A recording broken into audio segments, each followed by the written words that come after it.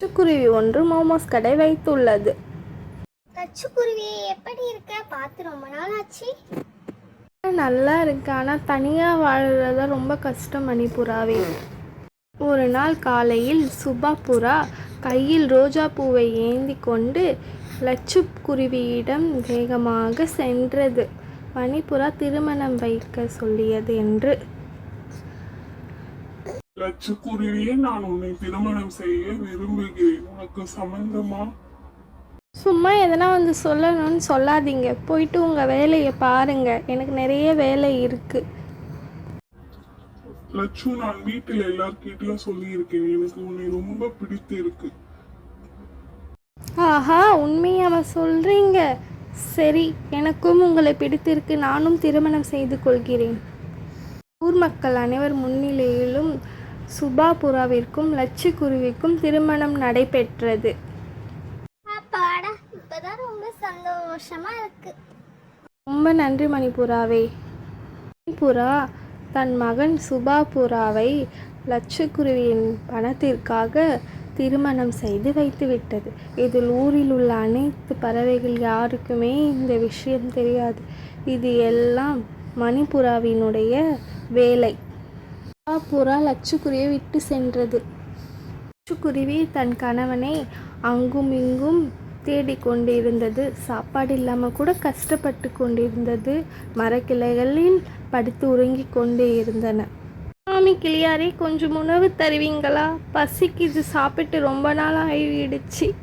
கொஞ்சோண்டு உணவு கொடுங்க மாமி கிளியே. லட்சுக்குருவிக்கு யாரும் உணவு தரவில்லை. அங்கும் இங்கும் சுற்றி திரிந்து கொண்டிருந்தன. பசிக்குதே, என்ன பண்றதுன்னு ஒண்ணுமே புரியலையே. ரொம்ப பசிக்குதே கடவுளே. நீங்க தான் எனக்கு உணவு கொடுக்கணும். புறாவின் வீட்டிற்கு லட்சுக்குருவி சென்றது. லட்சுக்குருவியே, சாப்பாடு சாப்பிடு, நேற்று செய்தது நல்லா இருக்கும். வேணா எனக்கு மணிப்புறா, கொஞ்சோண்டு சாப்பிட்டு போ, பரவாயில்லை, நேற்று சமைச்சது தான் இருக்கு. எனக்கு வேணாம் மணிப்புறா, உங்கள் உதவிக்கு ரொம்ப நன்றி, நான் வேலை செய்து சாப்பிட்டு கொள்கிறேன். அங்கிள், ஆன்ட்டி, யாராவது இருக்கீங்களா? எனக்கு ரொம்ப பசிக்குது, கொஞ்சோண்டு உணவு இருந்தா கொடுங்க. பசிக்குது ரொம்ப. கேக்குதா?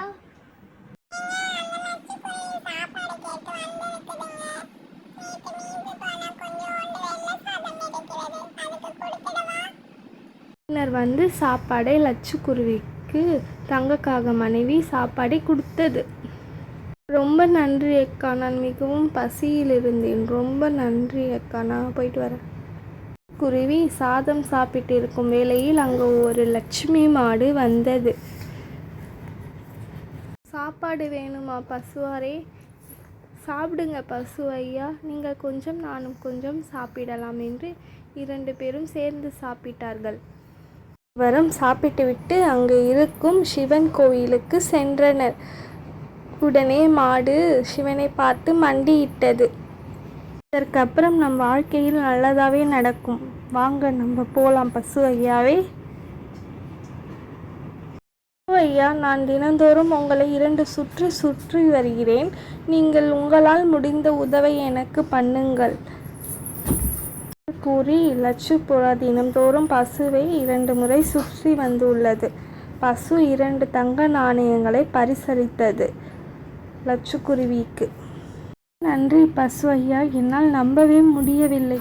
நான் தினந்தோறும் உங்களை வழிபட்டு தினந்தோறும் இதே மாதிரி 2 முறை சுற்றி சுற்றி வருகிறேன். நீங்கள் எனக்கு தங்க நாணயம் கொடுங்கள் பசு ஐயாவே என்று லட்சுக்குருவி பசுவிடம் கூறியது. லட்சுக்குருவி தினந்தோறும் பசுவை 2 முறை சுற்றி வைத்துள்ளது. பசு பரிசாக லட்சுக்குருவிக்கு 2 தங்க நாணயங்களை கொடுத்தது. ரொம்ப நன்றி பசு ஐயாவே. தோறும் லட்சுக்குருவி பசு ஐயாவை 2 முறை சுற்றி வைத்துள்ளது. அதற்கு பசு ஐயா தினந்தோறும் 2 தங்க நாணயங்களை பரிசளித்தார்.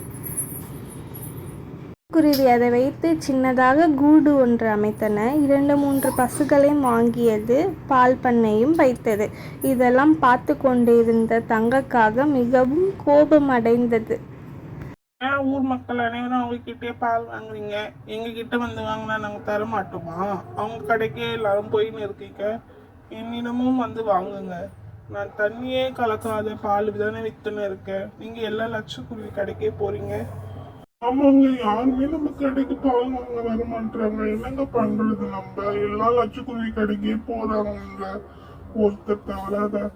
கவலைப்படாத, என்ன நடக்குதுன்னு நான் நைட்டு போய் பார்த்துட்டு வந்து உனக்கு சொல்றேன். அனைத்தையும் மேலே இருந்து பார்த்து கொண்ட தங்கக்காகம், ஓ இப்படி தான் நடக்குதா விஷயம்,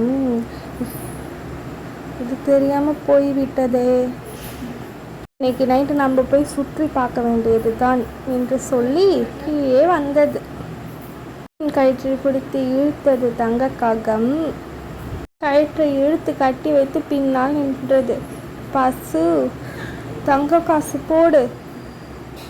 லட்சுமி பசு தன் வாளால் தங்கக்காகை அடித்து தூக்கி கீழே போட்டது.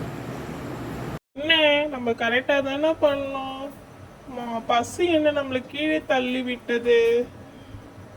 எல்லோரும் இங்க வாங்க, என்கிட்ட நிறைய பால் இருக்கு, நான் 5 ரூபாய்க்கு தான் தருகிறேன், வாங்க வாங்க வாங்க எல்லாரும்.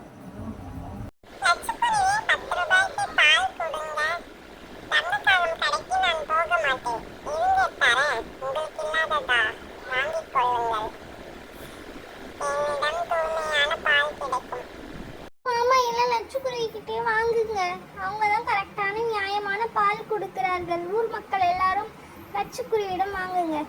ஆமாம் ஆமாம், நான் இந்த மாதிரி பண்ணியிருக்க கூடாது.